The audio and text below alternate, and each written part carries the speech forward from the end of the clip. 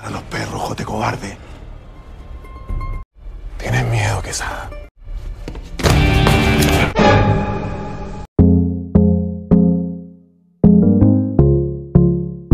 Halo Sobat Movie, dimanapun kalian berada, gimana kabarnya? Masih meminta uang sama orang tua. Oke sobatku sekalian, untuk mengisi kekosongan hari kalian, Del Piero akan membahas dan merangkum sebuah film yang berjudul Jailbreak Pact, atau yang dikenal dalam bahasa Papua Nugini yang artinya Pacto de Fuga. Film ini dirilis pada tahun 2020 dan diangkat dari kisah nyata di sebuah penjara yang bernama Santiago di Chile pada tahun 1988. Film ini menceritakan tentang 49 tahanan politik yang 3 diantaranya akan menghadapi hukuman mati di penjara tersebut. Dalam waktu 18 bulan, mereka akhirnya berhasil untuk keluar dari penjara tersebut. Penasaran bagaimana mereka akhirnya bisa keluar dari sana? Tonton videonya sampai habis ya sobat. Dan jangan lupa untuk like, subscribe, dan nyalakan loncengnya jika kalian suka dengan alur cerita film versi saya. Terima kasih.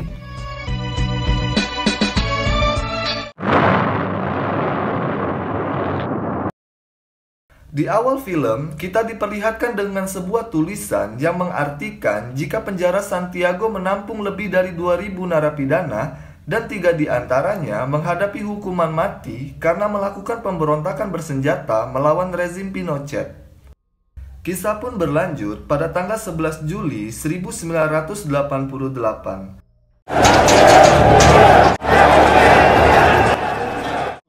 Kolonel Jorquera diperintahkan atasannya untuk memindahkan tahanan politik ke 2 blok sel yang berbeda.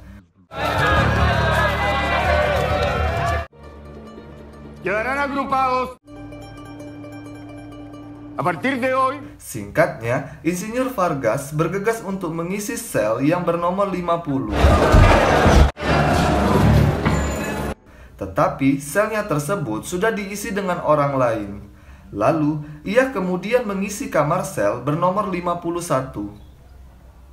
Kemudian, Rafael Jimenez, Dr. Patricio, dan Jerman masuk ke dalam blok sel yang sama.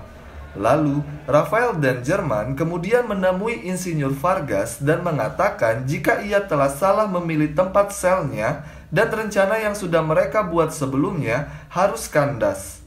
Dan mereka pun harus memikirkan lagi rencana berikutnya supaya mereka bisa dengan cepat untuk keluar dari penjara tersebut.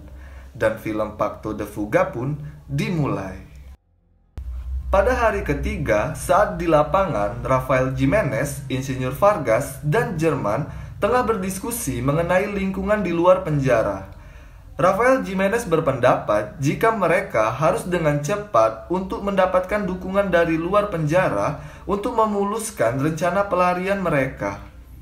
Insinyur Vargas berkata jika kita harus menggali terowongan yang panjangnya 70 meter lebih dan banyaknya tanah yang harus digali sebanyak 50 hingga 70 ton. Dan mereka telah bersepakat jika tanah tersebut akan dipindahkan ke plafon penjara. Di hari kelima, mereka akhirnya menemui tempat yang aman untuk membuat terowongan dan membuat balok pengganti untuk setiap kali mereka sudah melakukan penggalian, balok tersebut digunakan untuk penutupnya. Kemudian, saat Insinyur Vargas menggergaji alat, tiba-tiba napi yang selalu membawa gitar yang bernama Lilo kemudian memberikan ia obeng panjang dari dalam gitarnya. Dan Insinyur Vargas pun langsung menggunakannya untuk melubangi plafon selnya. Saat tengah melubangi, tiba-tiba puing batunya pun berhamburan ke lantai. Dan betapa terkejutnya ia ketika melihat luas plafon penjara tersebut dan tidak susah payah lagi untuk mencari pembuangan tanah saat tengah menggali terowongan.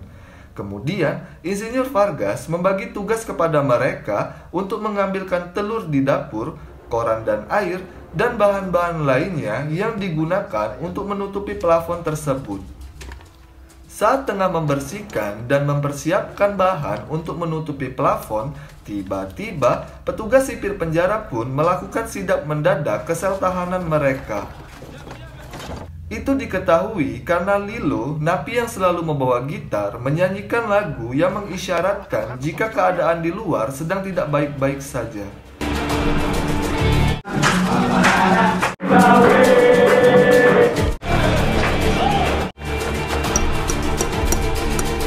Saat para sipir penjara memeriksa selnya, hampir saja sipir tersebut mengetahui lubang yang ada di plafon sel tersebut, dan kemudian langsung pergi meninggalkan sel itu.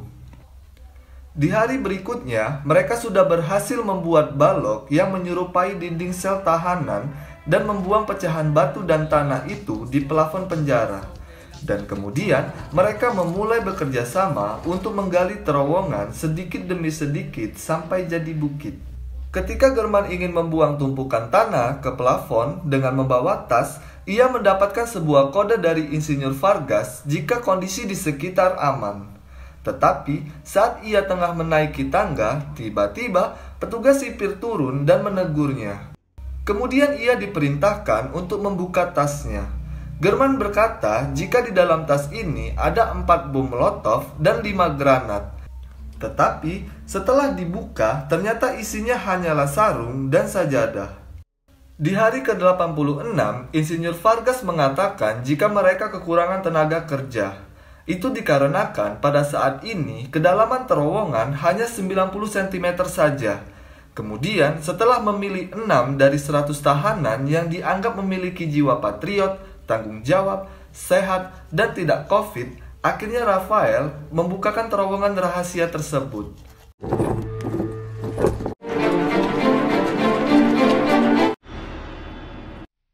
Kemudian, mereka mendapatkan wejangan supaya proyek pelarian ini dilakukan dengan cepat tetapi tidak gegabah. Kemudian, Insinyur Vargas membuat peraturan yaitu dalam sehari mereka dikelompokkan menjadi 4 shift dan bekerja 2 jam dalam sehari.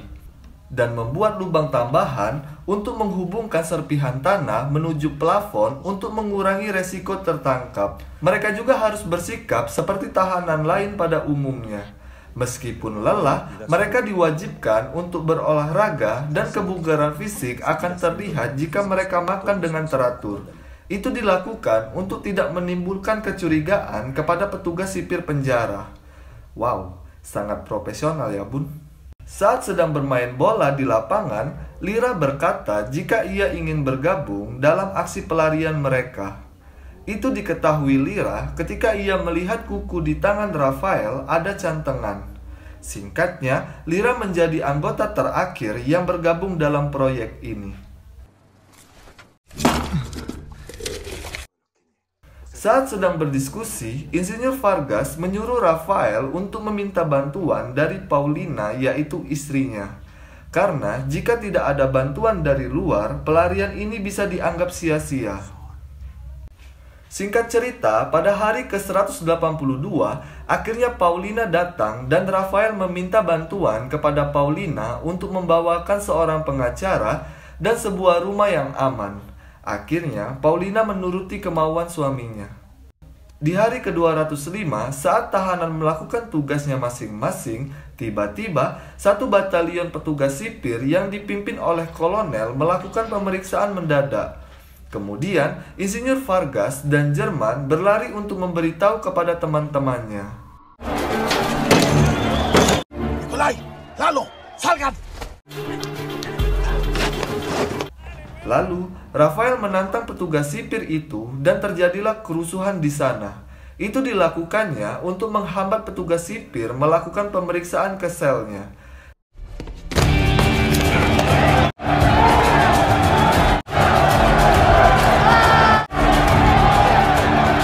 Kemudian, saat teman yang lain tengah dijemur di lapangan, hal yang beda pun terlihat pada Rafael. Ia dimasukkan ke ruangan isolasi dan disiksa oleh petugas sipir penjara. Dan juga, ia dikurung di dalamnya. Itu dikarenakan karena ia telah melakukan kekacauan di dalam sel. Beberapa hari kemudian, Rafael bertemu dengan pengacara dan jaksa. Jaksa mengatakan jika pengadilan baru saja memutuskan dan mendukung hukuman mati kepada Rafael. Kemudian, ia memberikan rokok kepada Rafael, tetapi ia menolaknya. Saat ia sedang berbicara kepada pengacara, ia bilang jika pengacara itu sudah bertemu dengan Paulina, yaitu istrinya Rafael.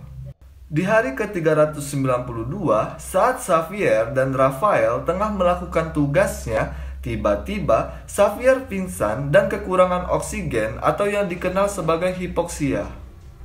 Di tempat lain, saat mereka sedang berdiskusi, Insinyur Vargas mendapatkan ide untuk memperbaikinya.